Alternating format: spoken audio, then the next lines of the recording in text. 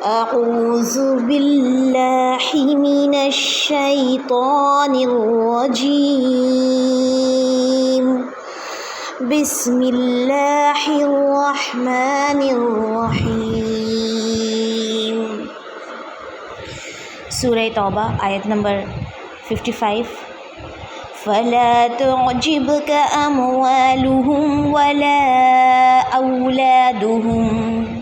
إنما يريد الله ليعذبهم بها في الحياة الدنيا وتزهق أنفسهم وهم كافرون وَيَحْلِفُونَ بِاللَّهِ إِنَّهُمْ لَمِنكُمْ وَمَا هُمْ مِنكُمْ وَلَكِنَّهُمْ قَوْمٌ يَفْرَقُونَ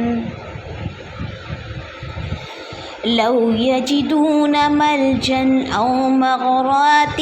أَوْ مُدَّخَلًا لَوَلَّوْا إِلَيْهِ وَهُمْ يَجْمَعُونَ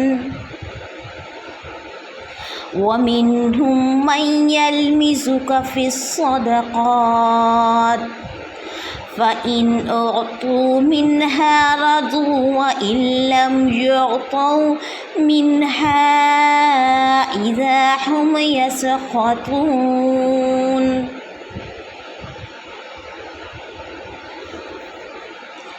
ترجمہ: پس آپ کو ان کے مال و اولاد تعجب میں نہ ڈال دیں، اللہ کی چاہت یہی ہے کہ اس سے انہیں دنیا کی زندگی میں ہی سزا دے اور ان کے کفر ہی کی حالت میں ہی جانیں نکل جائیں، اور وہ اللہ کی قسم کھا کھا کر کہتے ہیں کہ یقیناً وہ تمہیں میں سے ہیں، حالانکہ وہ دراصل تمہارے نہیں۔ بات صرف اتنی ہے کہ یہ ڈرپوک لوگ ہیں۔ اگر یہ کوئی بچاؤ کی جگہ یا کوئی غار یا کوئی بھی سر گھسانے کی جگہ پالیں تو بھی اس طرف لگام توڑ کر الٹے بھاگے چھوٹیں۔ ان میں سے وہ بھی ہیں جو خیراتی مال کی تقسیم کے بارے میں آپ پر عیب رکھتے ہیں، اگر انہیں اس میں سے مل جائے تو خوش ہیں اور اگر اس میں سے نہ ملا تو فوراً ہی بگڑ کھڑے ہوئے۔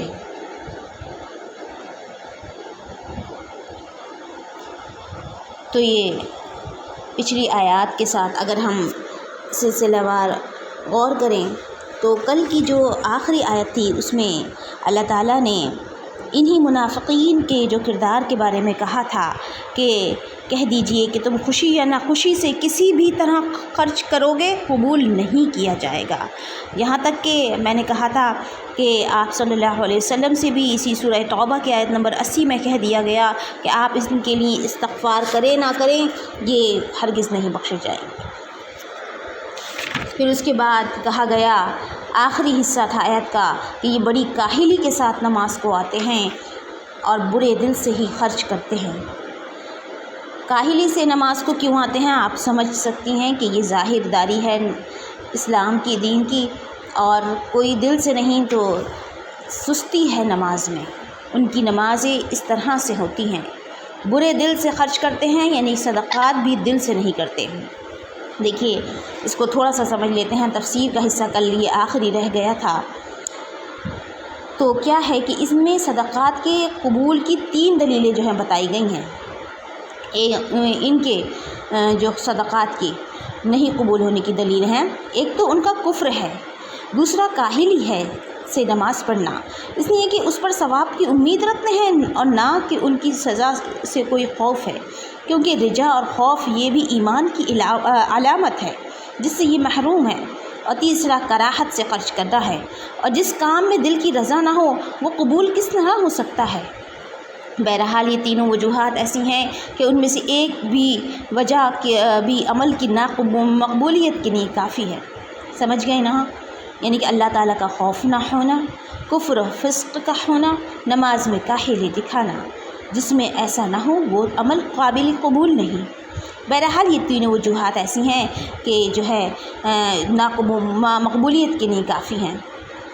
تو اس عمل کے مردود بارگاہ الہی میں کیا شک ہو سکتا ہے؟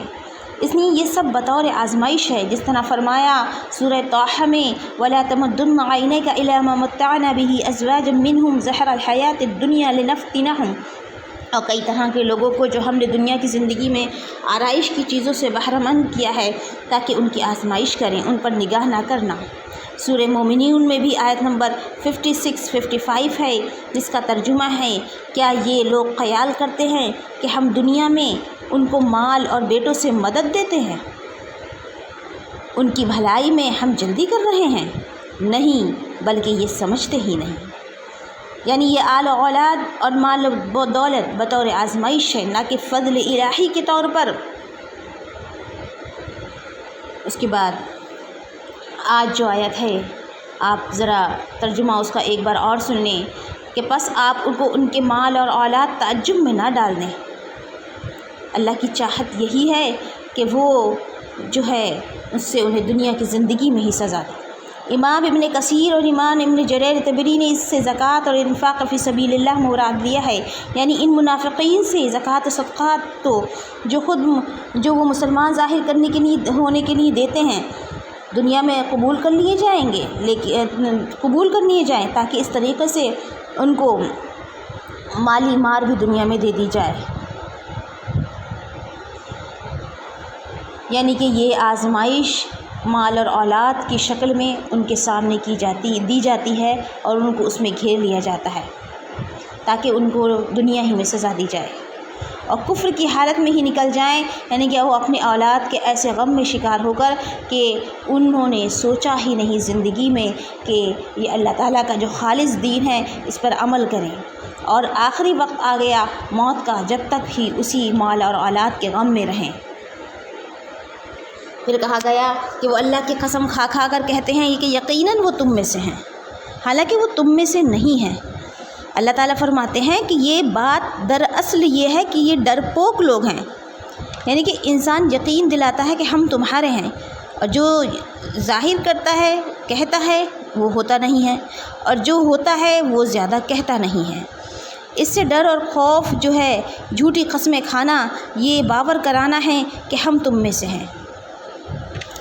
اللہ تعالیٰ کا کیا ارشاد ہے جہاد کے موقع میں کہ اگر کوئی یہ تمہارے ساتھ ہوں، کوئی بھی غار یا سرگزانی کی جگہ پائیں تو تمہیں چھوڑ کر الٹے وہیں بھاگ جائیں، یعنی کہ اپنی جان بچائیں، نہایت تیزی سے دوڑ کر ایسی پناہ گاہوں میں چلے جائیں گے، اور اس لیے تم سے ان کا جتنا بھی کچھ تعلق ہے وہ محبت اور خلوص پر نہیں ہے، اناد ہے، نفرت ہے، کراہت ہے۔ پھر کہا گیا کہ ان میں سے وہ بھی ہیں جو خیراتی مال جو ہے تقسیم کے بارے میں آپ پر عیب رکھتے ہیں، تو یہ ان کی سب سے بڑی ایک اور بڑی کوتاہی کا بیان ہے کہ وہ نبی کریم صلی اللہ علیہ وسلم کی ذات صفات کو نعوذ باللہ صدقات و غنائم کی تقسیم میں غیر منصف باور کراتے، جس پر ابن ذی الخو یسرہ کے بارے میں آتا ہے کہ آپ ایک مرتبہ تقسیم فرما رہے تھے کہ اس نے کہا انصاف سے کام لیجیے، آپ نے فرمایا صلی اللہ علیہ وسلم افسوس ہے تجھ پر، اگر میں ہی انصاف نہیں کروں گا تو پھر کون کرے گا؟ صحیح البخاری حدیث نمبر 3610 و صحیح مسلم حدیث نمبر 1064۔ یعنی انہیں شک تھا آپ صلی اللہ علیہ وسلم پر، یعنی کہ ان کی نگاہ غنائم پر تھی، پیسے پر تھی اور مال پر تھی کہ بس زیادہ سے زیادہ جو ہے ہمیں حاصل ہو جائے۔ پھر کہا گیا کہ اگر انہیں مل جائے تو خوش ہو جائیں، اور اس میں سے نہ ملا تو وہ فوراً بگڑ کھڑے ہوئے۔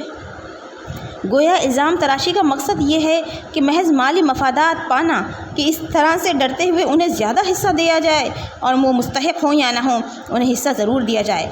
یعنی کہ انسان شک کرے دوسرے میں تاکہ اس کو زیادہ مال مل جائے، زیادہ خیرات مل جائے، اس وجہ سے وہ اللہ کے رسول صلی اللہ علیہ وسلم پر الزام رکھتے تھے۔ پھر ہے آیت نمبر 59